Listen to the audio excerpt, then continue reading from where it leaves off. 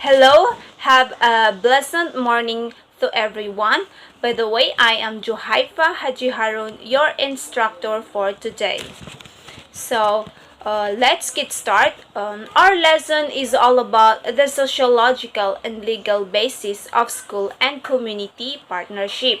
But before we proceed to our deeper lesson, what is partnership first?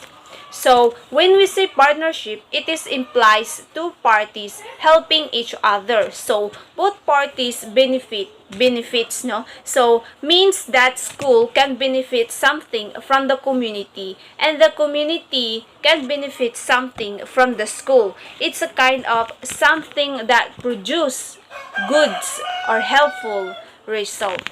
This means that if a school community partnership exists, so both parties benefit from relationships. So now let's proceed class to sociological basis of school community partnership. The functionalist theory states that institutions must perform their respective functions for the stability of society. No other institution must come in if one institution fails to do its part for the sake of society.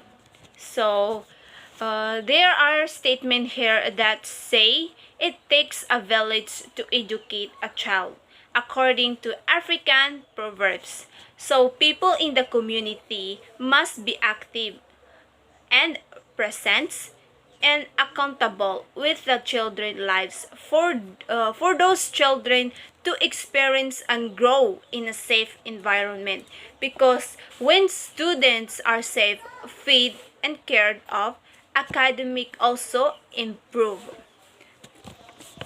The rearing of education of a child is the primary obligation of parents. The school, church, and the other social institutions come into assist parents and family to fulfill their irreplaceable obligations. The breakdown of marriage of the demand for both mothers and fathers or parents to work to meet the demands of a rising cost of living, that resulting to lease, and particularly no more time for parents to spend time for with their children. And added for this to increasing number of families composed of singles mothers struggling to raise a family. So those kind of so this situation, it's a kind of difficult, no, if only some, for example, is parents, no, it's a kind of complicated, and then they separated, no, it's hard for a single mother to raise a children, no. So with the burden of earning a lot solely on the shoulders, if one parent, single parent, struggling to earn enough to provide for their families. This kind of situation, it's effective in the performance of their irreplaceable duty to educate their children. So, according to Republic Act RA 9155, Governance of Basic Education Act Section E, the state that one of the responsibility of school head is establishing school and community network and encouraging the active participation of teachers, organization, non-academic personnel of public schools, and parents, teachers, community association. And Republic Act RA 9155, Governance of Basic Education Act Section 3, encourages that a local initiative for the improvements of schools and learning centers to provide means that which improvements may be achieved and sustained. Let's proceed to Batas Pambansa 2322 or Educational Act of 1982, Section 7, an act of providing for the establishment and maintenance of an an integrated system of education. Every education institution shall provide for the establishment of appropriate bodies through which the member of the educational community may discuss relevant issue and communicate information and suggestion for the promotion of their common interest. Representative from each subgroup of the educational community shall sit and participate in this body, the rules and the procedures of which must be approved by them and duly published. Republic Act RA 8525 Adopt of School Program Act. Provide for school community partnership.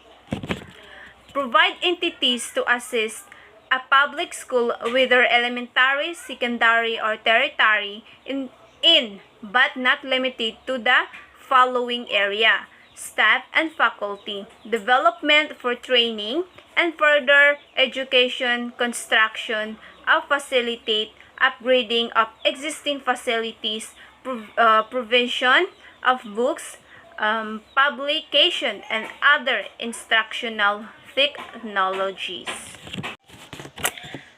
Republic Act 9155 states that educational programs, projects, and services take into account the interests of all members of the community. Second one, the school learning centers reflect the values of the community by allowing teachers, learning facilitator, and other staff to have the flexibility to serve the needs of all learners, and local initiative for the improvements of school and learning centers are encouraged, and that means by which this improvement may be achieved and sustained are provided.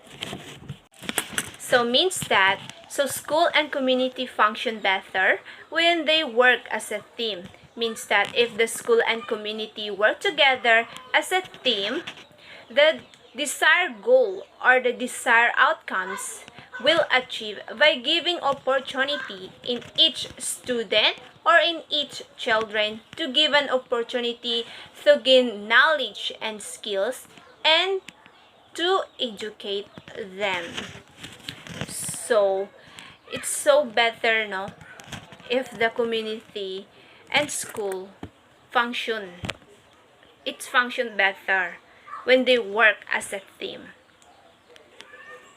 So that's we called school can benefit from the community and the community can benefit from the school.